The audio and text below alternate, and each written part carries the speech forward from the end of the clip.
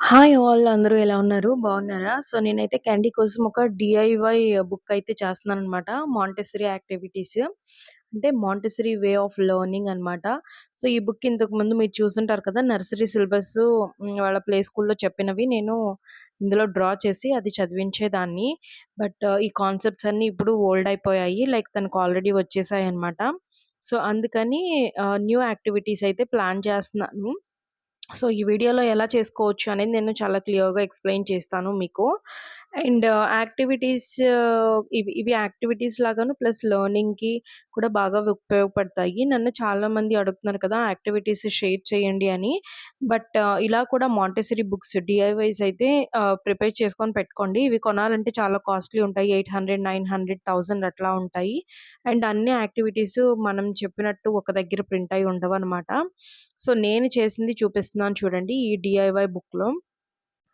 And నేను ఇంకోటి చెప్పాలనుకుంటున్నాను. ఈ ఇన్‌స్టాగ్రామ్‌లో ఈ షీట్స్ 6000 షీట్స్, 8000 షీట్స్, రూ. 199, రూ. 140 అంటున్నారు కదా! సో, అవి పర్చేస్ చేసి తీసుకోకండి. నిన్న నేను యాక్చువల్లీ ఒక పేమెంట్ చేశాను. బట్ నాకైతే ఎలాంటి షీట్స్ కూడా డౌన్‌లోడ్ చేసుకుంటానికి రాలేదనమాట.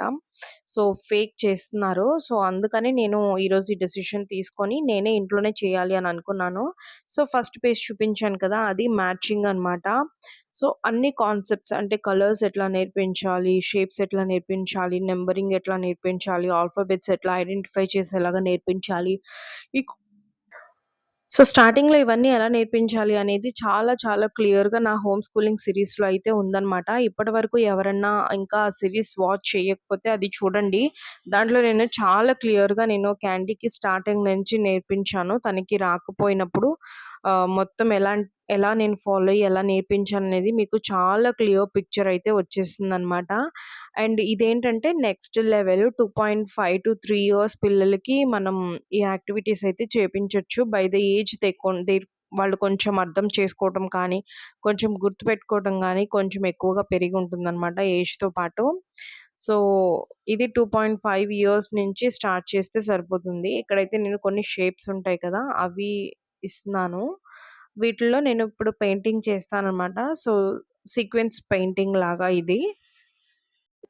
మీరు నేను చెప్పేవే ఫాలో అవ్వాలని ఏం లేదు. మీకు సొంతంగా మీరు చేసుకోగలిగితే ఇంకా మంచిది. చాలా వరకు డీఐవై చేయడానికి ట్రై చేయండి. ఎందుకంటే ఇవన్నీ కొనాలంటే చాలా డబ్బులు ఖర్చవుతాయి. అండ్ మోర్ ఓవర్ పిల్లలు ఒకసారి వాడేసినాక ఇంక మళ్ళీ దాన్ని ఆడుకునేకి అంతగా ఇష్టపడరనమాట. అందుకని నేను చాలా వరకు డీఐవైసే చేస్తూ ఉంటాను.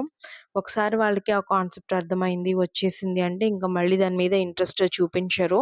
ఎక్కువగా ప్రాక్టీస్ చేయరు. అందుకని ఊరికే అన్నీ చూసినవన్నీ కొనడానికి వెళ్ళొద్దండి. చాలా వరకు డీఐవైస్ అయితే చేయండి. సో, ఇక్కడ నేను కాన్సెప్ట్ చెప్తున్నాను చూడండి. పింక్ కలర్ వేశాను. తర్వాత పర్పుల్ కలర్ వేశాను కదా! అండ్ నెక్స్ట్ రౌండ్‌లో సీక్వెన్స్‌లో ఏమొస్తుంది అనేది క్యాండీ ఐడెంటిఫై చేసి అది ఫిల్ చేయాలనమాట. సో, ఇది 2.5 ఇయర్స్ తర్వాత పిల్లలకైతే చాలా బావుంటుంది. సో, సేమ్ వే మనం ఫాలో అయ్యి అన్నిట్లికి కూడా ఇలాగే పెయింటింగ్ చేసుకోవాలి. సో, చూసారు కదా! అన్నీ నేనిక్కడ ఫిల్ చేసేసాననమాట. సో, ఆ సీక్వెన్స్ ప్రకారం తననైతే కలరింగ్ చేయాల్సుంటుంది. అండ్ నెక్స్ట్ వచ్చేసి మేజ్ చీజ్ అనమాట. సో, ఇక్కడ ఒక క్యాట్ వేశాను అండ్ ఒక హోమ్ వేశాను. ఇప్పుడు క్యాట్ తన వే నుంచి అంటే ఆ వేలో వెళ్ళి ఇంటికి వెళ్ళాలనమాట. సో, అలా దీన్నే మేజ్ చీజ్ అంటారనమాట. సో, ఇదేంటంటే ఏజ్‌ని బట్టి కొంచెం కాంప్లికేట్ చేసుకుంటూ వెళ్ళొచ్చు. బట్ నేనైతే ఇక్కడ చాలా చిన్నది కాన్సెప్ట్ అర్థమవ్వటం కోసమని నేనిది చేపిస్తున్నాను. సో, ఇవన్నీ కూడా కాగ్నిటివ్ స్కిల్స్ కానీ, బ్రెయిన్ డెవలప్‌మెంట్‌కి కానీ, ఐ అండ్ హ్యాండ్ కోఆర్డినేషన్‌కి కానీ, సిట్టింగ్ టాలరెన్స్‌కి కానీ, కాన్సంట్రేషన్‌కి కానీ ప్రతి ఒక్క స్కిల్ కూడా యాక్టివ్ అవుతుంది. సో, ఇలాంటి యాక్టివిటీస్ మనం చేపిస్తూ ఉండాలనమాట. అండ్ మోర్ ఓవర్ నేనేంటంటే లైక్ ఈవినింగ్ ఇంకా స్టడీ సెక్షన్ కూడా కొంచెం స్టార్ట్ చేశాను క్యాండీకి. కొంచెం కొంచెం చదివించాలి అని. సో, దాన్ని కూడా నేను ఆహ్, షూట్ చేసి మీకు చూపిస్తాను. సో, ఇప్పుడు యాక్చువల్లీ మొత్తం కాన్సెప్ట్స్ అన్నీ ప్రిపేర్ చేశాను. ఏమేమున్నాయనేది చెప్తాను చూడండి. ఈ స్టాండింగ్ లైన్స్ ఇవి కానీ, ఏ ఫర్ యాపిల్ ఇవన్నీ కూడా ఇంతకుముందు చేసినవనమాట. ఇందులో ఆల్రెడీ ఇక్కడ నంబర్ కౌంటింగ్ అనేదుంది. అందువల్ల నేను నంబర్ కౌంటింగ్ తీసుకోలేదు. తర్వాత ఇక్కడ కాన్సెప్ట్స్ ఉన్నాయి. సో, ఇక్కడ ఆబ్జెక్ట్ కౌంటింగ్ ఉంది కదా! So, and next big, small, short, tall ఈ కాన్సెప్ట్ కూడా ఉందన్నమాట. అండ్ దాంతో పాటు సేమ్ డిఫరెంట్ కాన్సెప్ట్ కూడా ఉంది.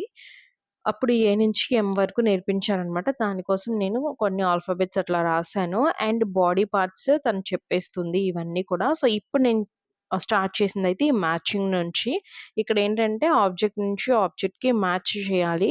సో, అట్లా మ్యాచ్ చేస్తే కాన్సెప్ట్ అనేది అది మ్యాచింగ్ కాన్సెప్ట్ అంటారనమాట. సో, నెక్స్ట్ వచ్చేసి ఇదనమాట. Fill the blank with correct sequence ఆహ్, కలర్ అనమాట. తర్వాత మేజ్ చేసింగ్. సో, చూసారు కదా! అన్ని కలరింగ్ కూడా చేసేసాను నేను. ఎందుకంటే కొంచెం ఇంట్రెస్టింగ్‌గా ఉంటదని. తర్వాత ఇదొచ్చేసి ఆహ్, మనం ఏదన్నా ఒక నంబర్ చెప్తే తను ఎన్ని ఎన్ని దగ్గర ఆ నంబర్ ఉన్నది అనేది రౌండ్ ఆఫ్ చేయాలన్నమాట. ఫర్ ఎగ్జాంపుల్ 3 చెప్తే 3 రౌండ్ చేయాలి. ఎన్ని 3లు ఉన్నాయి? 3 ఉన్నాయి కాబట్టి 3. అండ్ ఇక్కడ యాపిల్స్‌లో కూడా మనము బిగ్ యాపిల్ ఏదని చెప్తే అవి చూపించాలి. స్మాల్ యాపిల్ ఏదంటే అది చూపించాలి. అండ్ ఇక్కడ టాల్ అనేది ఐడెంటిఫై చేయాలి. ఇందులో టాల్ ఏ అని అడిగినప్పుడు ఎక్కడెక్కడ టాల్ ఏ ఉంది అనేది మనకి చెప్పాలన్నమాట. సో, ఇంకొంచెం కాంప్లికేటెడ్ మోడ్ ఇది. ఇదేంటంటే ఫైండ్ ఏ అని ఇచ్చాను. ఇదేంటంటే ఆల్ఫాబెట్ ఐడెంటిఫికేషన్ కోసం అన్నమాట. సో, మనం చాలా రిపీటెడ్‌గా చెప్తూ ఉంటే వాళ్ళ బ్రెయిన్ డెవలప్‌మెంట్‌తో పాటు వాళ్ళకి ఆల్ఫాబెట్ ఐడెంటిఫికేషన్ కూడా చాలా బాగా అవుతుంది. అండ్ నెక్స్ట్ వచ్చేసి కౌంట్ ద ఆబ్జెక్ట్. ఇక్కడ apples, banana, grapes, mango, strawberries ఇవి ఇచ్చాను కదా! ఇవి కౌంట్ చేసి పక్కన బాక్స్‌లో అయితే రాయాలన్నమాట. సో, తర్వాత వీటిలికి నేను టేప్ అతికించి చూసాననమాట. ఎందుకంటే రీయూజబుల్‌గా ఉంటుంది అని. సో, టేప్ అయితే ఇంకో కొంచెం వెడల్పు టేప్ ఉంటే బావుండేదనిపించింది. మధ్యలో కొంచెం గ్యాప్స్‌గా ఉంది. అండ్ ఇక్కడ నేను చేసిన మిస్టేక్ మీరు చేయకండి. ఎరేజర్‌నయితే యూజ్ చేయకండి. ఎందుకంటే అది గమ్‌లా ఇంక్ ఉంది కదా! అది అటు ఇటు స్ప్రెడ్ అయిపోతుంది. సో, జస్ట్ ఫింగర్‌తో మీరు అట్లా టేప్ మీద అంటే చాలా ఈజీగా ఎళ్ళిపోతుందనమాట. సో, చూసారు కదా! లేదంటే చిన్న క్లాత్ ఏదన్నా పెట్టుకొని జస్ట్ అట్లా వైప్ చేసేస్తే పోతుంది. సో, ఎరేజర్ మాత్రం యూజ్ చేయకుండా ఉండండి.